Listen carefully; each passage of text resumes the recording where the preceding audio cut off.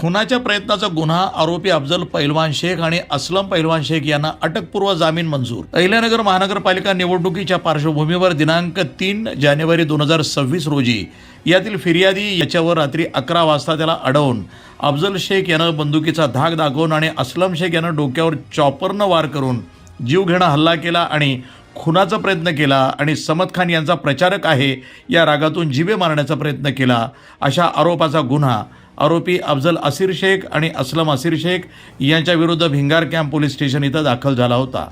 या प्रकरणामध्ये दोन्ही आरोपींनी जिल्हा न्यायालयामध्ये अटकपूर्व जामिनासाठी अर्ज ॲडव्होकेट सतीश गुगळे यांच्यामार्फत सादर केले होते। या प्रकरणात ॲडव्होकेट सतीश गुगळे यांच्यामार्फत युक्तिवादावेळी राजकीय वैमनस्यातनं सदरची खोटी फिर्याद दाखल करण्यात आलेली आहे। तसंच संपूर्ण प्रकरण हे खुनाचा प्रयत्न करणे या कक्षेत मोडत नाही।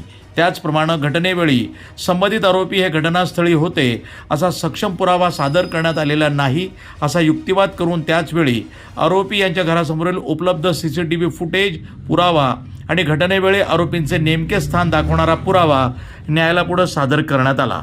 प्रकरणामध्ये फिर्यादीतर्फे सादर डोक्यावरील गंभीर दुखापतीचे वैद्यकीय कागदपत्र कसे विश्वासपात्र नाहीत आणि कशा पद्धतीनं तयार केलेला खोटा पुरावा आहे असा युक्तिवाद ॲडव्होकेट सतीश गुगळे यांनी न्यायालयासमोर सादर केला। येथील जिल्हा आणि सत्र न्यायाधीश क्रमांक 4 श्रीयुत केदार कुलकर्णी यांच्या न्यायालयानं उपलब्ध पुरावा CCTV फुटेज वैद्यकीय पुरावा आणि इतर राजकीय पार्श्वभूमी या सर्व बाबींचा सविस्तर विचार करून असलम असीर शेख आणि अफजल असीर शेख या दोन्ही आरोपींना नुकताच अटकपूर्व जामीन मंजूर केला आहे। सदर प्रकरणामध्ये दोन्ही आरोपींतर्फे ॲडव्होकेट सतीश गुगळे यांनी काम पाहिले।